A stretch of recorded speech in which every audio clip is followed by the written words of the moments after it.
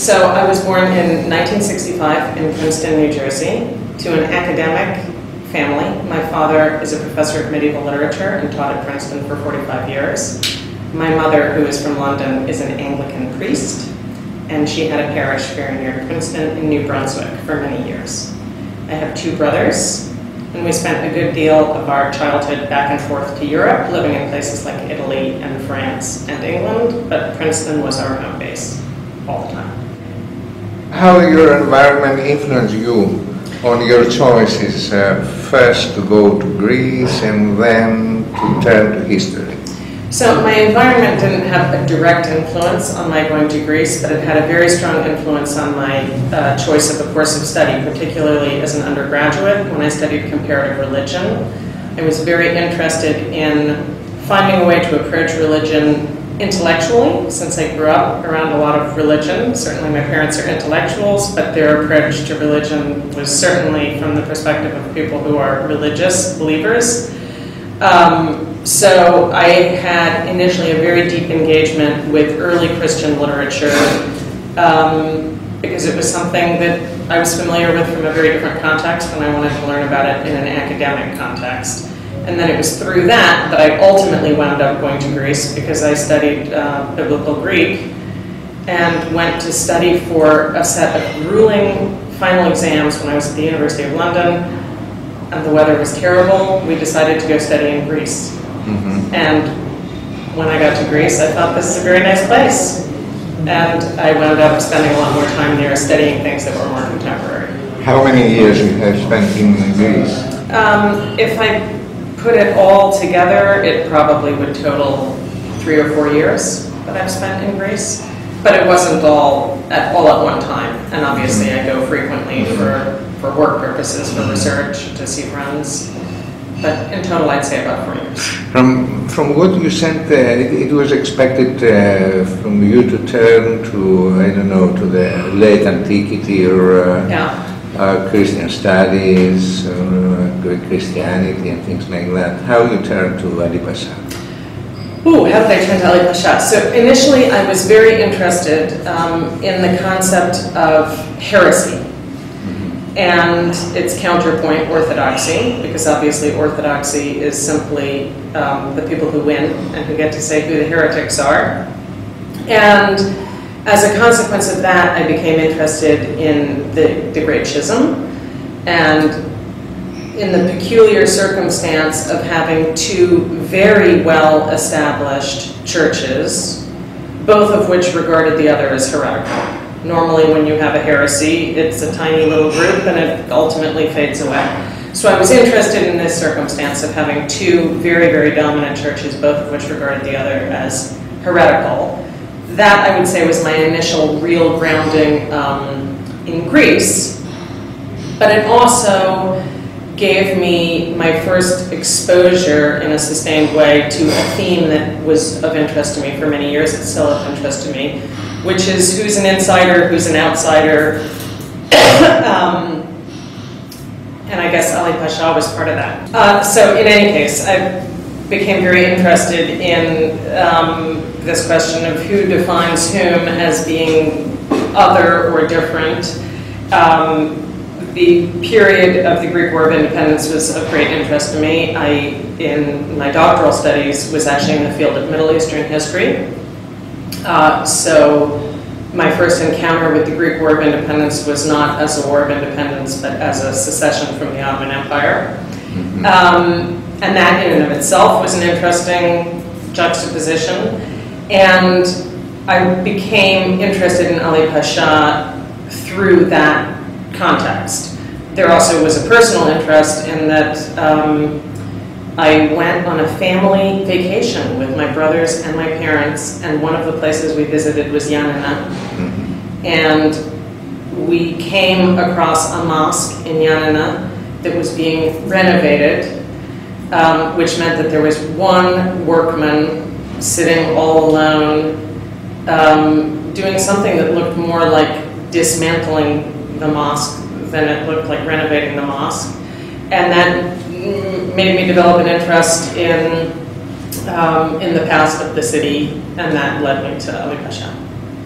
Did you notice in Yanina, when you were in Yanina, the history and the tragic fate of the Jewish community there? Not initially, no, but in the course of researching my book on Ali Pasha, which at the time was, in a prior incarnation, was my dissertation in graduate school, certainly there were constant references in the literature to a significant number of Jews in the city. You know how it is when you're researching, you tend to look for the thing you want and put everything else aside. But it was interesting enough that I put it aside in a place that I could come back to, which I did many years later. Mm-hmm. And when you were interested in Ali Pasha, you were interested also in Sufi movement and this kind of heresies in the Ottoman Empire? Not so much in the Ottoman Empire as in the Balkans. It is very striking that there is an almost exclusively Sufi tradition in the Balkans, and that historically Balkan Islam has been, I guess, much looser, one could say, and Ali Pasha himself was a very, very interesting example of that, because he very rarely invoked his own religious origins and only did so when he thought they could be instrumentalized in some way.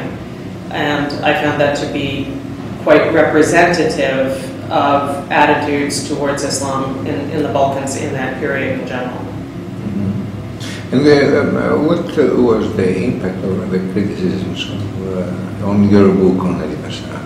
It would be pompous to suggest that it was a book that generated significant debate, but I would say insofar as there was debate, it was along two lines. One, specifically within Greece, I remember being at a conference and presenting something on Ali Pasha, and someone came up to me afterwards and said, "Na ton agiasis thelis." And I did not think that I had written a book that was particularly sympathetic to Ali Pasha. It wasn't my intention either to be an apologist or sympathetic towards him. But that comment was fairly typical of what, so why would you take the time to write about this person? Why would you write about him in the context of the Greek War of Independence? So there was some criticism on that front. The other criticism, which is one that I suppose I myself would share, is it is a book that is very much a product of its cultural historical moment, which is the late 1980s, early 1990s, and had what I would regard now as an unhealthy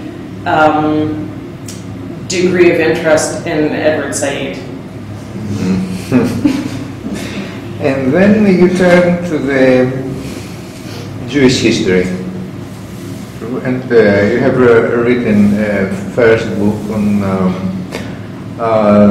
mainly the Jewish people after the Holocaust in Greece and their transition from Germany to Greece and then to Israel.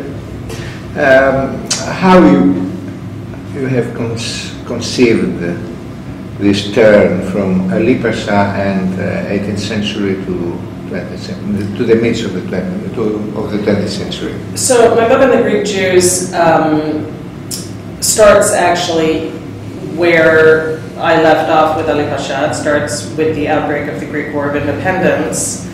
I became interested in the topic partly because, as I say, I had come across a lot of material on Jews in the course of doing the book before it. It also was initially a very pragmatic decision to write that book, because I knew Hebrew and I knew Greek, and it seemed to me that this was a good way to make use of those languages, which I knew from having studied comparative religion as an undergraduate. It also, in the naive way of these things, seemed like it was going to be a really straightforward project, that I wasn't going to have to think too much about what I was doing. I was writing a book about Greek Jews.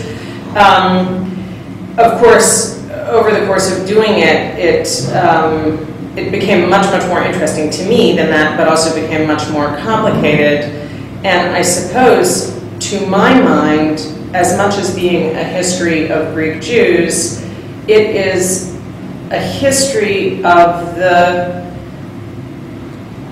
peculiar circumstance of there being a full century during which you have the Greek nation-state existing alongside the Ottoman Empire. This is something, obviously, that Sia Anagnostopoulou has spent a lot of time thinking about. I was very influenced by reading her first book. Because, of course, our students, or even we in our teaching, present this transition as being something that happens with more or less alacrity and as a pretty clean transition. And of course it wasn't that way at all. And you have in this instance a very nice example of the ways in which the empire and the nation state were actually in dialogue with one another over the course of a century, and the Jews as a group of people who were acutely attuned to what it implied for them to live in this world versus that world, provided a very, very interesting way of approach onto looking at that 100-year period of kind of cohabitation of empire and nation. So from this work you have turned to what we are writing now on a comparative history between Jewish people and Greek people, modern Greek people. Right now I'm not writing, it's not about people. Mm-hmm. I mean, obviously to an extent it's about people. What I am working on now, insofar as I'm working on something now, other than an endless barrage of emails, what my head is working on, is a project about Hellenism as a mobilizing ideology in the 19th century as compared to Zionism as a mobilizing ideology in the 20th century. Obviously, those are both huge terms that I won't attempt to define here, but it is very, very striking that in each instance, in the instance of Israel and in the instance of Greece, you have a nation that for the first many decades of its existence devotes its attention almost exclusively to expanding its borders. It resists defining its borders.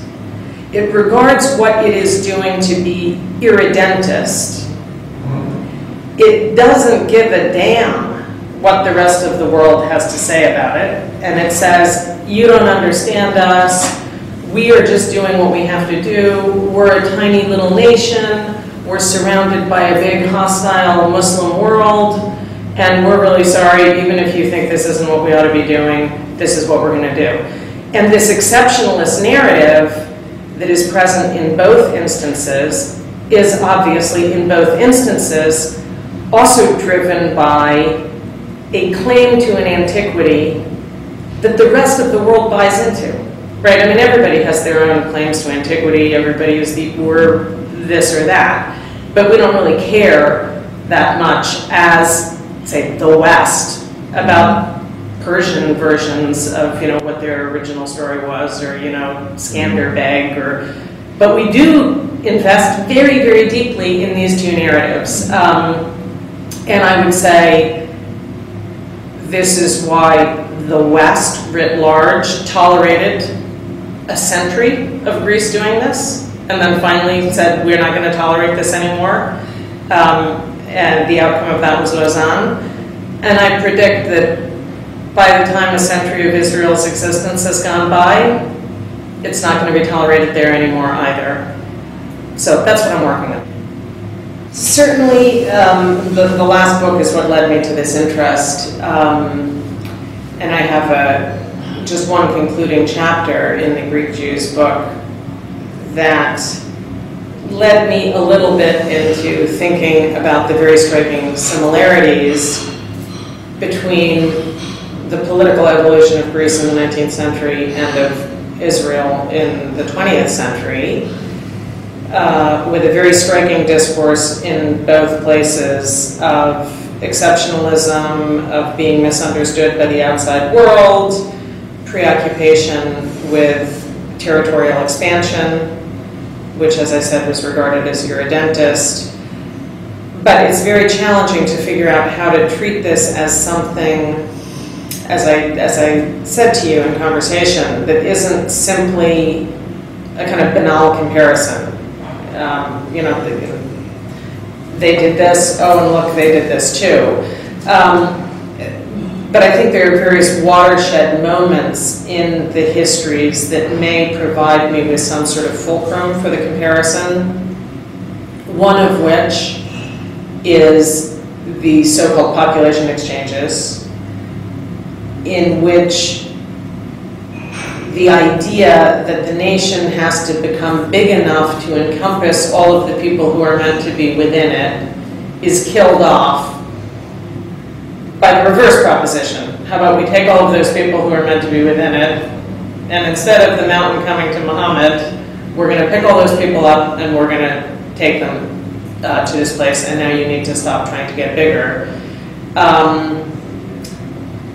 is for me very interestingly juxtaposable to two things in modern Israeli history, one of which is its own population movements, the expulsion of Palestinians, coupled with the importation in the 1950s of about 1 million Jews from Arab countries. So you get rid of the local Arab population, and it is then replaced by a different, arguably Arab population that happens to be a Jewish Arab population. Jews from North Africa and Iraq and Lebanon and so on and so forth. This remains one of the major characteristics of Israeli society today, is the divide between these two groups of Jews. In some ways, I would say that it is a conflict that is sociologically more intense than the conflict between Israelis and Palestinians, sociologically. And it's very interesting to me to think about the implications of this for the trajectory of Israel in comparison to the impact of the population exchanges on the trajectory of Greece. In both instances, the nation state was hugely invested in simply having as many bodies as they possibly could have, who would be in some sense Greek, or who would be in some sense Israeli. But in both instances, there was a huge trauma connected to figuring out what it actually meant to allow these people to be Greek or to be Israeli. So that's one of the, as I say, the fulcrums that I'm trying to use as a way into this bigger topic, so that it doesn't simply become, kind of line them up, two columns of things that happened in both instances. And then I'd like to turn to the impact of Tony Judd. I know you were very close to him in the Remark Institute and then in Paris, and you were a very close friend. And so tell us about how the historical thought and the personality of Tony Judd has got an impact on us. So I was very fortunate to work very closely with Tony. Tony chaired the search committee that hired me. Tony had a really strong interest, particularly after '89, in parts of Europe that other people didn't spend a lot of time thinking about. Now, obviously, after '89, this interest was particularly connected to countries that had been radically transformed as a result of the events of '89, but places like Greece were of interest to him as well, as part of this effort to really think through what European history was beyond being the history of Germany and France and maybe Britain, if you wanted to really get exotic. So he chaired the committee, because of that interest. I think he chaired the committee also because he was hoping that Mark Mazower might be interested in applying for the position, which he wasn't. But it redounded to my benefit because it meant that the person chairing this committee was really interested in Greek history from a non-Hellenic studies perspective. He was interested in it from the perspective of being a European historian. And he and I got along very well. I mean, I still vividly remember the interview. I remember I had these American job interviews are insane. You know, they script it as if you're, I don't know, going to the Academy Awards or something. You don't have 5 minutes alone. And it included a half hour right before the lecture that I had to give, the job talk that I had to give, when you're supposed to use the half hour, I don't know, to go and have a nervous breakdown before you give your job talk. And Tony and I were chatting, and he said, do you want your half hour, or do you want to just hang out? And I said, let's hang out. And we had a great conversation. And once I got tenure, he appointed me to be the associate director of the Remark Institute, which he had founded. And he had founded it very much in the context of this interest in thinking about what a European history would be if it were truly pan-European. So then I worked with him very closely at the Remark Institute until his death. How did he influence me? He influenced me in various ways. Certainly in this business of transcending the national, but I hasten to say he wasn't interested in that as a specifically transnational or post-national enterprise. I mean, he worked within the national paradigm. He just knew everything about every nation in Europe. So this wasn't a theoretical stance, is what I'm saying. But he really felt very, very strongly that in order to understand whatever European history it is that you might be interested in, you needed to know a hell of a lot about other European histories as well. Now, that influences me. It doesn't mean that I'm capable at all times of doing it myself, but it was a very striking thing. He also was an influence in a very pragmatic way. When Tony had work to do, he would just go and do the work. He wouldn't hang around and talk to people about how much work he had to do. He didn't want to talk to anybody really about what he was working on, partly because he had a very strong ego and didn't think that other people were going to necessarily have anything to say to him, but mainly because he knew that the main thing you have to do when you have something to write is sit down and write it.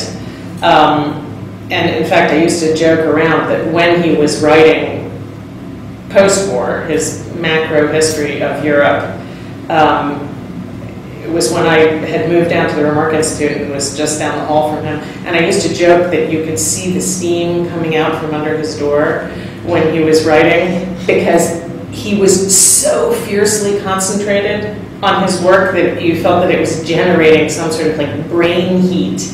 And in fact, he always in his office had like 3 different air conditioners on, so maybe it actually was generating brain heat. So he was also influential in that way.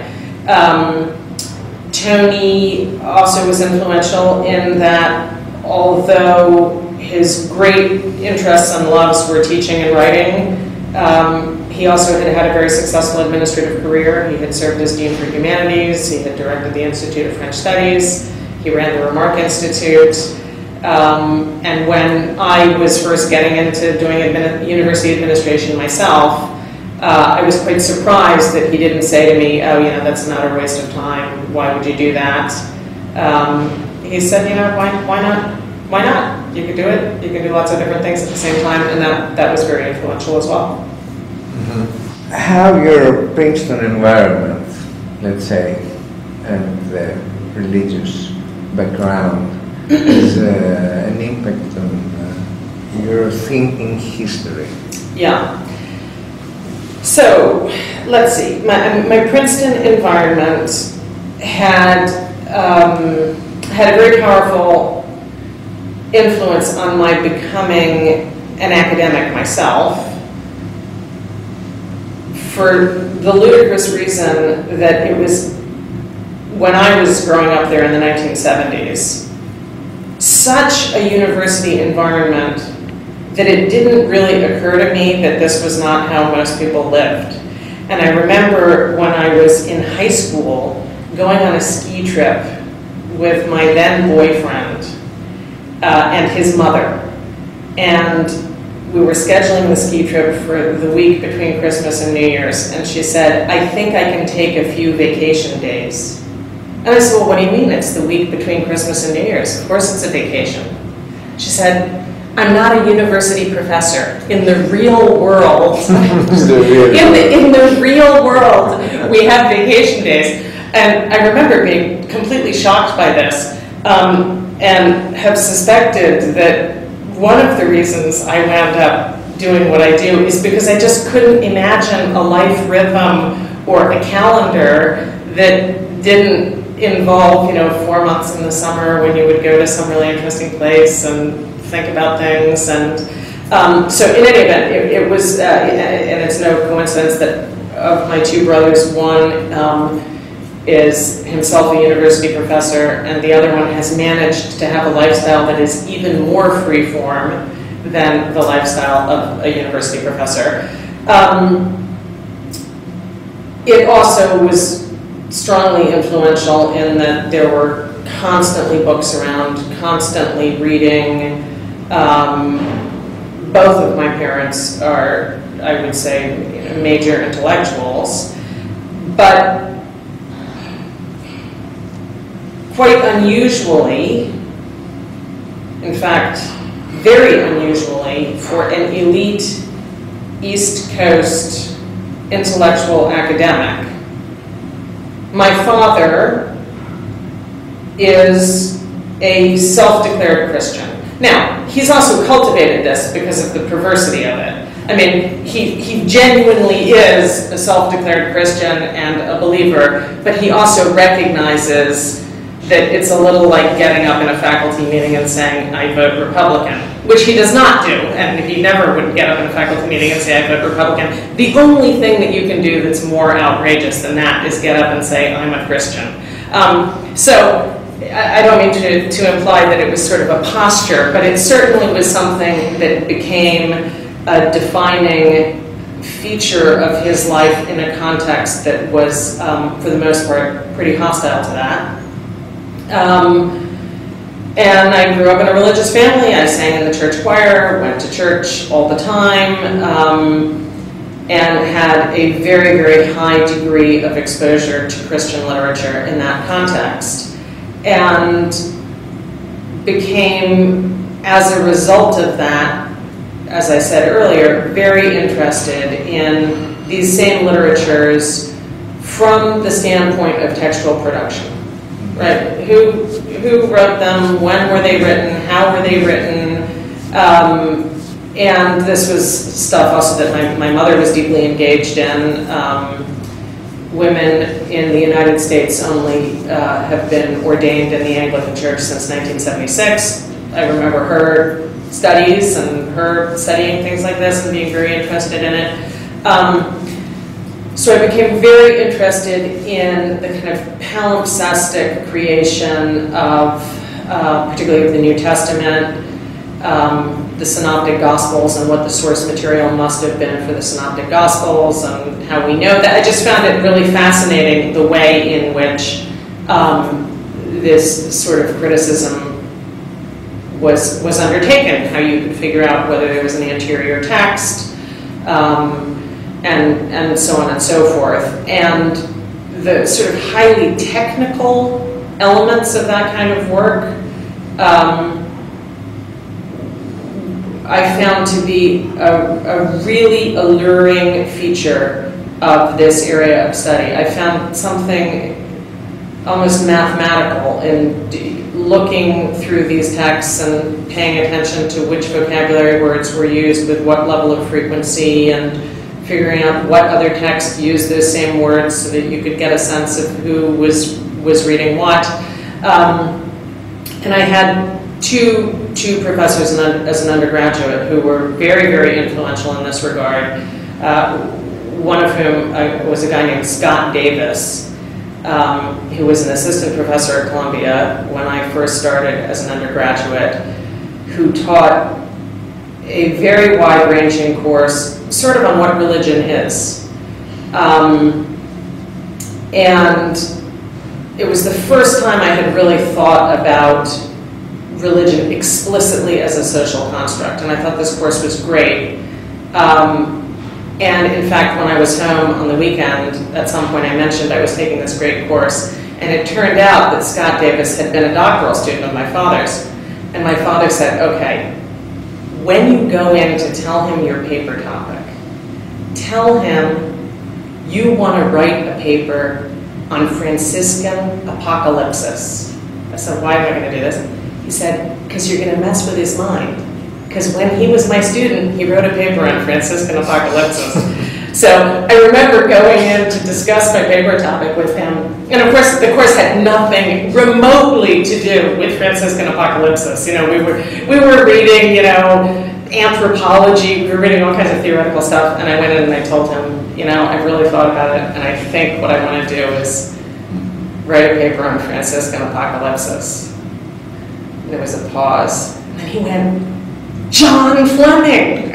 yeah. So in any event, he was very influential. And then there was a guy who was very interesting, a little bit of a madman, named Holland Hendricks, who chaired the religion department at Barnard.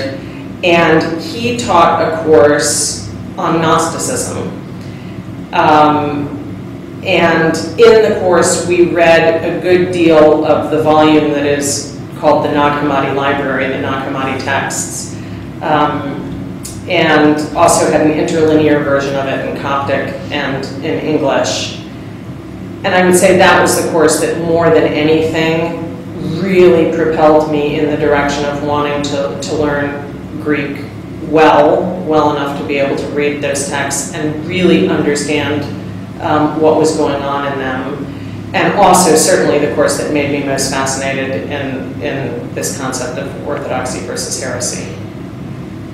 Now, to those of us who are as old as we are and we think about language all the time, it isn't a particularly mind-blowing insight that the way in which something is translated has a huge impact on its later cultural reception.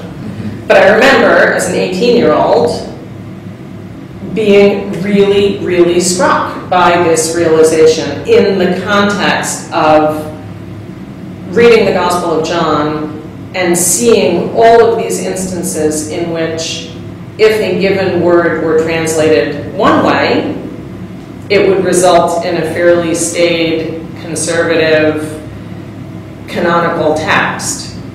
And if it were translated in another way, it could result in a fairly far-out Gnostic reading of the life of Jesus. And that was my first really visceral encounter with the importance of knowing the language in order to be able to speak at all authoritatively about the texts written in that language. And that was something that had a very, very big impact on me. And since it was by a Greek, that was the thing that then stuck for me as a language, or that I wanted to know or wanted to learn better. Do you think historian as a translator? Certainly, of course. You know, obviously, professional historians know the one thing that non-professional historians assume about historians is that we're people who know a lot of facts.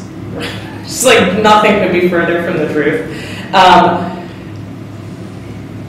And certainly the process of having to put together a narrative is a form of translation. And in just as something could be rendered in multiple different ways, so too can the narrative of history be rendered in multiple ways.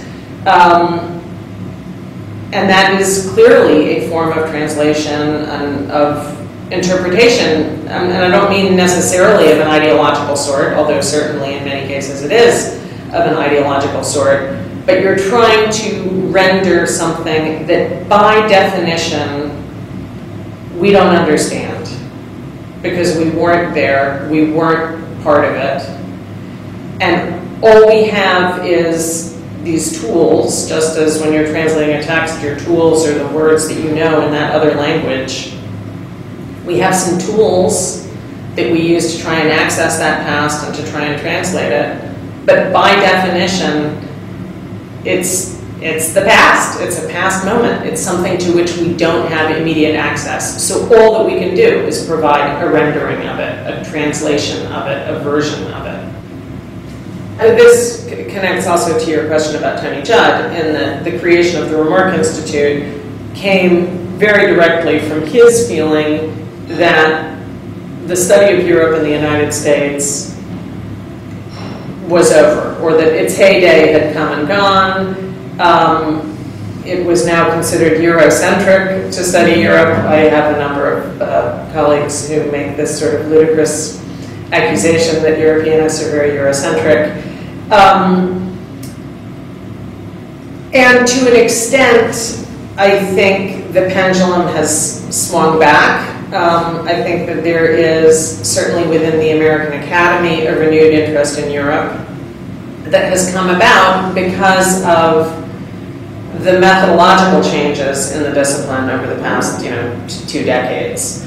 That Europe has been opened up for examination from so many different perspectives that people didn't used to have. The whole kind of provincializing Europe as a way of approaching and talking about Europe. So within the Academy, I would say that the state of the field is stronger than it was 15 years ago, and I don't see its end coming anytime soon. It's very difficult for me to observe with any objectivity what the American stance toward Europe is, because I live in New York City, which is about as representative of the United States as Berlin is of Germany, probably even less so. People go back and forth to Europe all the time, et cetera, et cetera. I was saying earlier on today, and you and I spoke about this a little bit yesterday, that I've been struck by the extent to which the Greek crisis in the American press has been converted into the occasion for an almost audible sigh of relief that Europe isn't doing so well after all. After the heady days of the Eurozone and feeling that the dollar was toast, and between the euro and China, the dollar was going to be a thing of the past, and so on and so forth.